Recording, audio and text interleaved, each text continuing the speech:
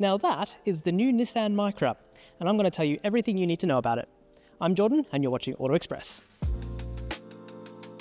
Look, if you're a fan of the Renault 5, you might notice a few synergies because these two cars are quite closely related. However, Nissan's design team have done a pretty good job of making it look really distinctive. First things first, let's have a look up the front, because now instead of the square headlights, we've got these round guys here, which actually look really distinctive. In order to incorporate these, Nissan's designers have actually lifted up this section here to give it more of a boxy front end shape, and I think it really works. The overall bodywork is actually also all new, so you won't find that haunch like you will on the standard R5. Instead, you have what they very cleverly call the gelato scoop, which is this indentation that runs all the way along the side of the car. At the back, we can see here we've got round tail lights instead of those upright ones, and this was a particularly hard point for Nissan's designers to push through because it has required a complete change to the entire way the back of the car has been designed, both inside and out. What they've done here is they've lowered the C-pillar a little bit from the ceiling to give this slightly different shark fin sort of look, and then instead of upright tail lights that sit here like on a Renault 5, we have these round units that are split, as you can see right here on the edge. The other thing that they've done is that they've actually sunken this rear glass in a little bit as well, which helps give that more distinctive look again. And overall, especially at the back, I would say that this thing is really a step on from the Renault 5. Now, all cars come with 18-inch wheels, and that's across all three models that are still yet to be confirmed for the UK, but are going to be on the global agenda. And that is a good thing because even the basic car with the wheel covers looks pretty slick. Okay, so inside the Nissan Micra, this is a top spec car, so it has some quite funky looking blue synthetic leather and cloth seats, and the dashboard has got some pretty funky embroidery on the dashboard. It is still padded though, which is super nice, and generally speaking, just like the Renault 5, quality is pretty good. I mean, there's a few hard plastics around, that's no surprise, but crucially, in the important bits, there are plenty of soft squidgy bits, which is quite useful. In terms of tech, this car has the same twin 10-inch display setup as a Renault 5, and despite the fact that some of the fonts are a little bit different here and there, generally speaking, this is as you see on that car, which is again, no bad thing. The screen in front of us is the driver's information display and has a bunch of different personalization options. You can run through the active safety, maps as was before, and this sort of more simplistic view as well. However, the more important screen is this guy here. Now, the touch screen is exactly the same as the Renault in that it is Google based in terms of its navigation and its voice assistant, which is excellent news. As for the way that everything works, well, it's exactly the same. So the menu structure is quite easy and simple to run through.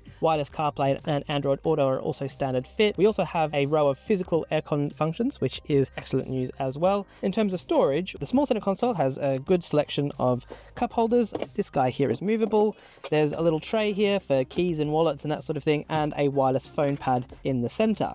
A nice little Easter egg as well is if you look closely, you can see there a little graphic of the sun behind Mount Fuji. Now there's another one in the back, we'll show you that in a second. There's also a center console with a little bin in there, but it does the job, and a fairly good glove box. Other key points we have here as well, a personal mode for the active safety, which is a godsend, and the same sort of squarish steering wheel shape that you'll find on the Renault as well. Whilst we've got you here, just a quick reminder that if you're in the market for a new car, you can actually sell your old one at autoexpress.co.uk. So make sure you click the description in the link below and we'll run you through the process. So space in the back is pretty snug. Now I'm not tall at 5 foot, not a lot.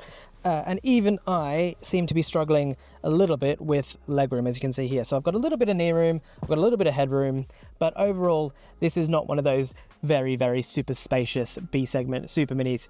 It is definitely on the smaller side, but in comparison to many of its rivals, including the Renault 5, it's pretty much as you'd expect. Now, let's go have a look at the boot. Remember I mentioned that little Easter egg that was back here? There it is. It's pretty cute, isn't it? Boot space is 326 litres. The boot space is pretty good. There is a fairly hefty load lip to have to go over, but crucially there is space underneath for your charge cable, and the seats do fold flat, and when you do so there's 1,106 litres of space, which is excellent. Let's have a quick rundown on the specs, because there are two powertrain options available across the three trim levels. Now the first on the entry and mid-spec car is a 40 kilowatt hour battery model that has a 120 brake horsepower e-motor mounted on the front axle. 0 to 62 happens in about 9 seconds, and it'll do 192 miles of range on the the WLTP cycle. It has 80 kilowatt DC charging, which will get the battery from 10 to 80% in about half an hour. However, we think that the most popular model is probably going to be the 52 kilowatt hour model that has a slightly more powerful 148 brake horsepower e-motor, but crucially gives you a slightly longer range of 253 miles. The 0 to 62 time is also dropped by about a second to 8, and it has 100 kilowatt charging, which retains that same 30-minute 10 to 80% charge point. As for prices and specs, well, Nissan haven't launched anything officially yet, but considering the Renault 5 starts at about 25 grand and goes up to about 33, we expect that to be about the same. It'll be on sale by the end of this year, with delivery starting soon after. Okay, so what about our first impressions of the Nissan Micra?